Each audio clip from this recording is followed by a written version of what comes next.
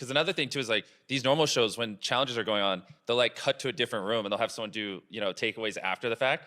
I hate that, you know what I mean? Because it's like, I know this is filmed a month later and they're just kind of like, oh, what'd you think a month ago when you're filming it? It's like, no, I want to see what they're feeling in the moment. You know what I mean? I want to see that raw live reaction. I did notice that you didn't do that at Yeah. all. And because I was kind of expecting it, out of force of habit, one of the people, Yeah. and it's like, well, why did you take the bribe? And I was expecting you to like run over and like get that. And it's like, oh shoot, they didn't get it. Because the people were just taking the bribe so quickly. Yeah. We didn't have that moment to actually, sink it in. And well, you just some of get them just didn't say anything. They just press the button, people start screaming at them and they just look down. But before that, like, how do you cast 1,000? Like, how do you Yeah. get 1,000 people in one room? Like, what's the screening process like? Yeah. Like, what's like from a management standpoint? Like, I got you. So at the top of the funnel, I just put out a tweet. I was like, who wants to be in this? So yeah, and I got like tens of thousands of people who applied. And the big problem is for us when we do a lot of these competitions is a lot of people freeze up and they just, they don't say anything. So the easiest thing to do is like get them on a Zoom call, just ask them a bunch of random things. Just be like,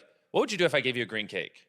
Like that's a stupid question. But normal people who would be bad in a show would just go, yeah, and they just wouldn't say anything. Like they would just freeze and be like, I don't know. But then like someone who would just be like, a green cake, why would you give me a green cake? That doesn't even, why is it green? Just start talking. Yeah. It's like, that's great because their default reaction isn't to shut up. Their default reaction is just to blurt shit out. Right. Which is usually what you're saying is just whatever you're thinking. And that's what we need. So you want reaction. Exactly. Well, you want to know what is going on in people's minds. Like you want people who are not afraid to say what is on their mind. So that's actually it. It's just people who, when you put them in weird scenarios, just speak. Then it's like, great. So throughout the show, because I don't know which one of those 1,000 people, when we start, we'll end up winning. So like any one of them can end up being the face of the show. And as it gets deeper and deeper, when there's 10 people left, when there's 5 people left, I have to make it a whole hour-long episode centered around these people's personalities. So like, I just can't have this person when I'm like, all right, 3 people between you and $5 million. And they're just like, yeah.